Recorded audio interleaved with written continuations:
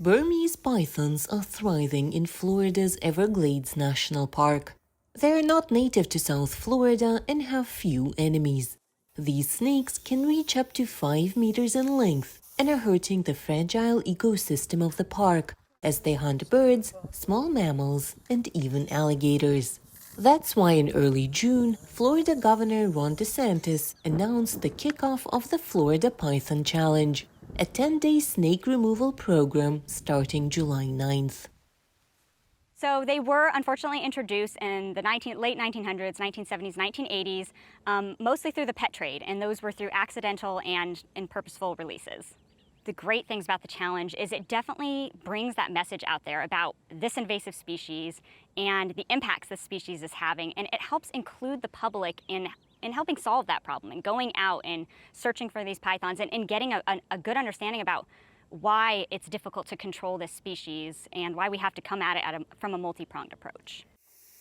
A female Burmese python lays about 50 to 100 eggs once a year, and their population has been growing dramatically in the past 2 decades. Since 2000, the U.S. Fish and Wildlife Service has removed over 13,000 pythons, but it's getting increasingly hard to control the number of snakes.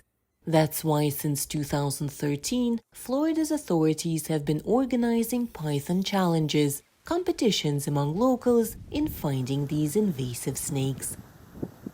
It was done roughly every 3 years, 2016, 2019, and then in 2020, our governor, who's always supported our non-native program, decided to host this challenge annually.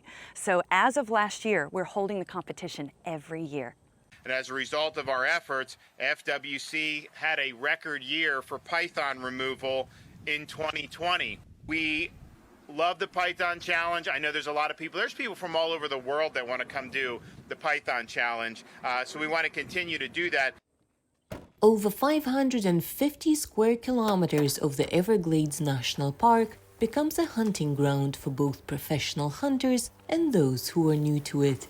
The main requirements are to be officially registered, to observe all the safety measures, and to be willing to help the national park's wildlife.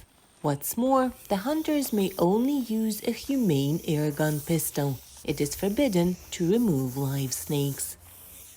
So this year, we're doing cash prizes for the most pythons caught and the longest. So 2 categories, and of course, there are 2 levels, the novice winner and the professional winner. The longest python is going to be $2,500, and the most pythons is also $2,500.